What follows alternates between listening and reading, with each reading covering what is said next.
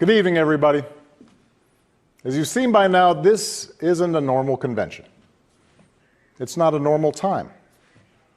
So tonight, I want to talk as plainly as I can about the stakes in this election. Because what we do these next 76 days will echo through generations to come. I'm in Philadelphia, where our Constitution was drafted and signed. It wasn't a perfect document. It allowed for the inhumanity of slavery and failed to guarantee women, and even men who didn't own property, the right to participate in the political process. But embedded in this document was a North Star that would guide future generations. A system of representative government, a democracy, through which we could better realize our highest ideals.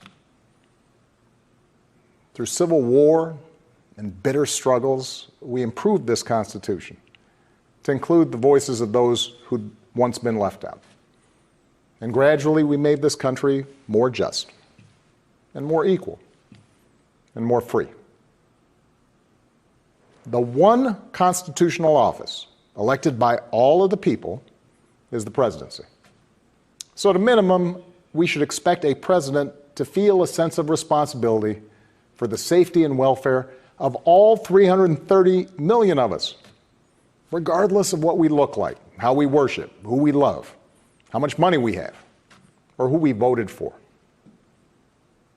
But we should also expect a president to be the custodian of this democracy.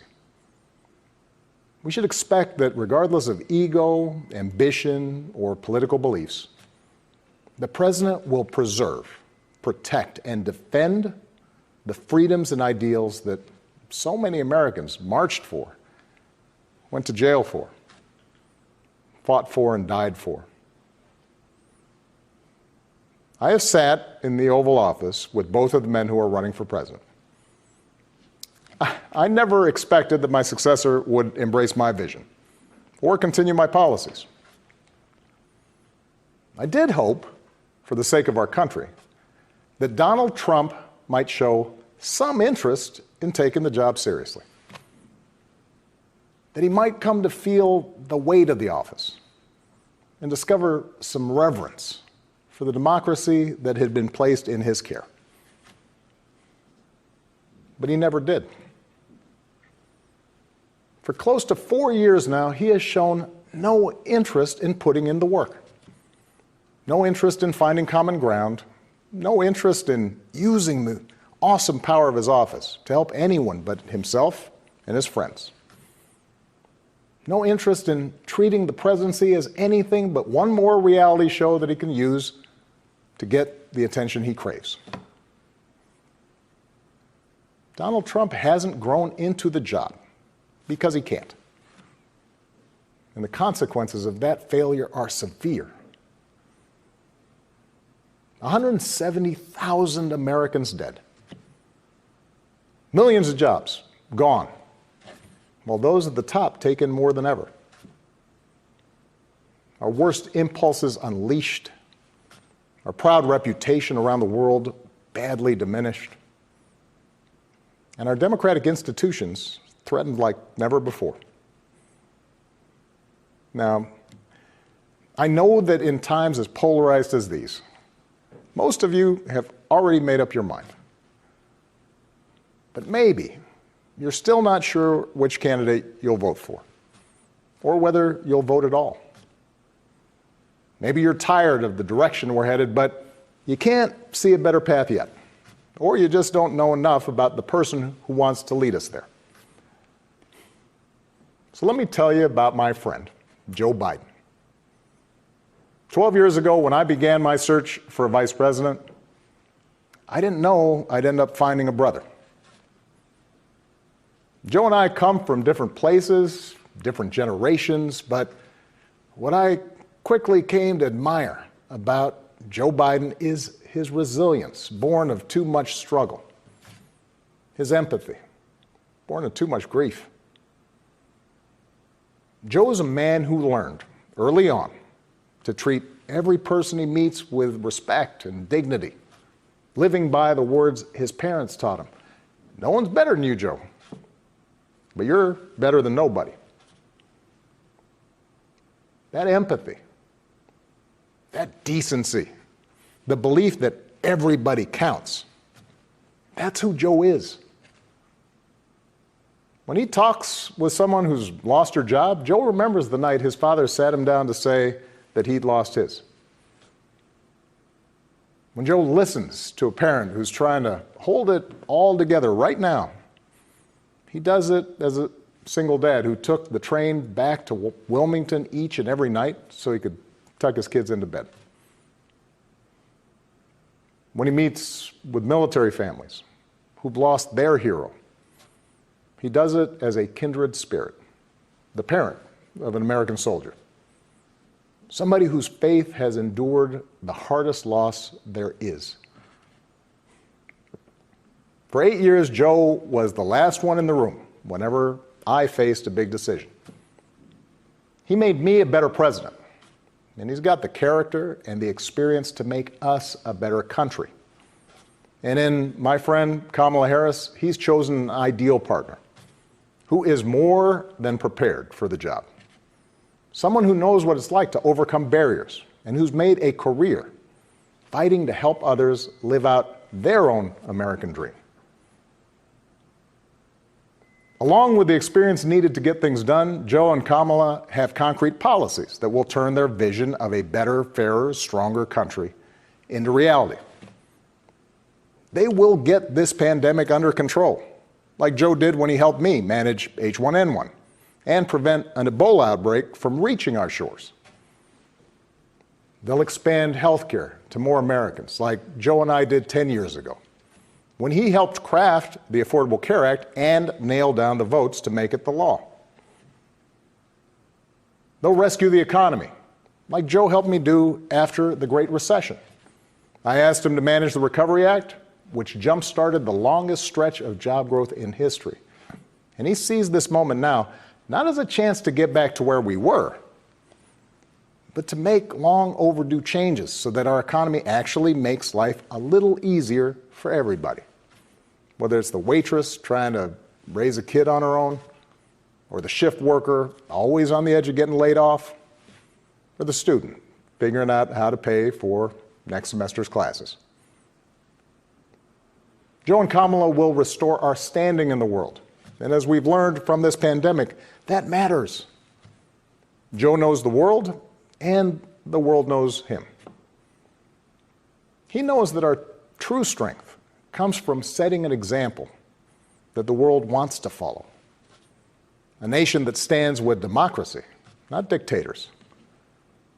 A nation that can inspire and mobilize others to overcome threats like climate change and terrorism, poverty and disease.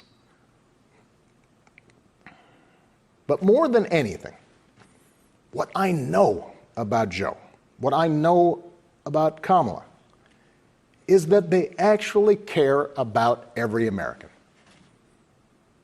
and that they care deeply about this democracy. They believe that in a democracy, the right to vote is sacred, and we should be making it easier for people to cast their ballots, not harder. They believe that no one, including the president, is above the law, and that no public official, including the president, should use their office to enrich themselves or their supporters. They understand that in this democracy, the commander-in-chief does not use the men and women of our military who are willing to risk everything to protect our nation as political props to deploy against peaceful protesters on our own soil. They understand that political opponents aren't un-American just because they disagree with you. A free press isn't the enemy, but the way we hold officials accountable. That our ability to work together to solve big problems like a pandemic depend on a fidelity to facts and science and logic, and not just making stuff up. None of this should be controversial. These shouldn't be Republican principles or Democratic principles. They are American principles. But at this moment, this president and those who enable him have shown they don't believe in these things. Tonight, I'm asking you to believe in Joe and Kamala's ability to lead this country out of these dark times and build it back better. But here's the thing. No single American can fix this country alone. Not even a president. Democracy was never meant to be transactional. You give me your vote, I make everything better. It requires an active and informed citizenry. So I'm also asking you to believe in your own ability, to embrace your own responsibility as citizens, to make sure that the basic tenets of our democracy endure. Because that's what's at stake right now. Our democracy. Look, I understand why a lot of Americans are down on government. The way the rules have been set up and abused in Congress make it easier for special interests to stop progress than to make progress. Believe me, I know it. I understand why a white factory worker who's seen his wages cut or his job shipped overseas might feel like the government no longer looks out for him, and why a black mom might feel like it never looked out for her at all. I understand why a new immigrant might look around this country and wonder whether there's still a place for him here. Why a young person might look at politics right now, the circus of it all, the meanness and the lies and conspiracy theories, and think, what is the point? Well, here's the point. This president and those in power, those who benefit from keeping things the way they are counting on your cynicism. They know they can't win you over with their policies. So they're hoping to make it as hard as possible for you to vote and to convince you that your vote does not matter. That is how they win. That is how they get to keep making decisions that affect your life and the lives of the people you love. That's how the economy will keep getting skewed to the wealthy and well-connected. How our health systems will let more people fall through the cracks. That's how a democracy withers, until it's no democracy at all. And we cannot let that happen. Do not let them take away your power. Do not let them take away your democracy.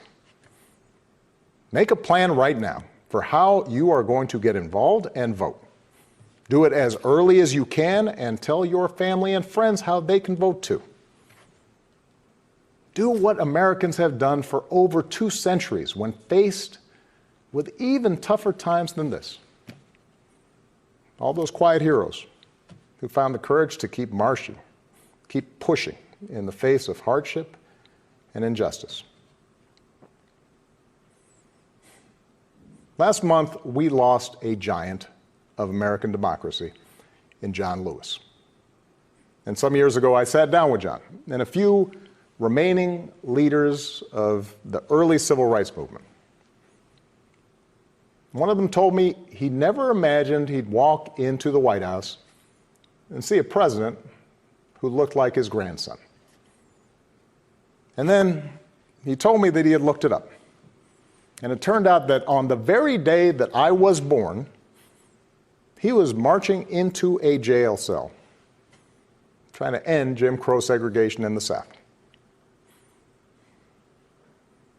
What we do echoes through generations.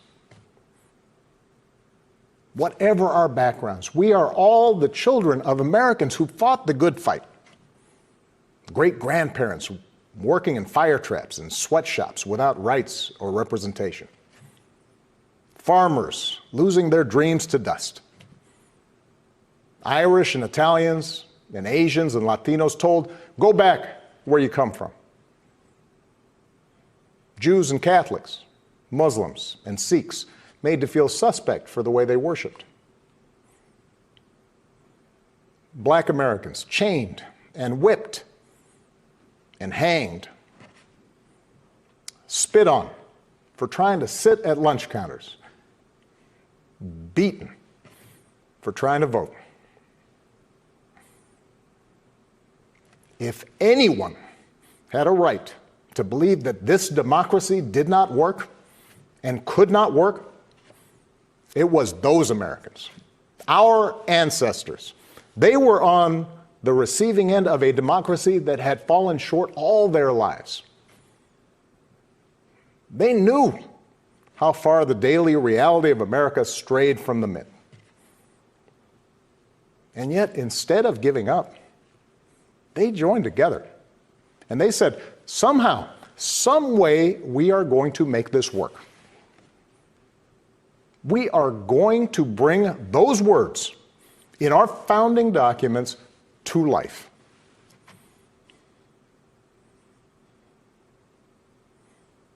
I have seen that same spirit rising these past few years.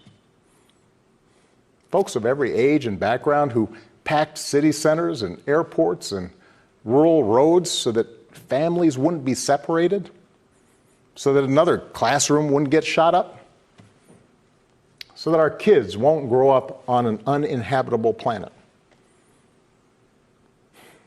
Americans of all races joining together to declare, in the face of injustice and brutality at the hands of the state, that Black lives matter.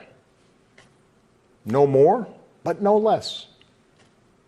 So that no child in this country feels the continuing sting of racism. To the young people who led us this summer, telling us we need to be better, in so many ways, you are this country's dreams fulfilled. Earlier generations had to be persuaded that everyone has equal worth. For you, it's a given, a conviction. And what I want you to know is that for all its messiness and frustrations, your system of self-government can be harnessed to help you realize those convictions for all of us. You can give our democracy new meaning. You can take it to a better place. You're the missing ingredient. The ones who will decide whether or not America becomes the country that fully lives up to its creed. That work will continue long after this election. But any chance of success depends entirely on the outcome of this election. This administration has shown it will tear our democracy down if that's what it takes for them to win. So we have to get busy building it up by pouring all our efforts into these 76 days and by voting like never before for Joe and Kamala and candidates up and down the ticket so that we leave no doubt about what this country that we love stands for today and for all our days to come.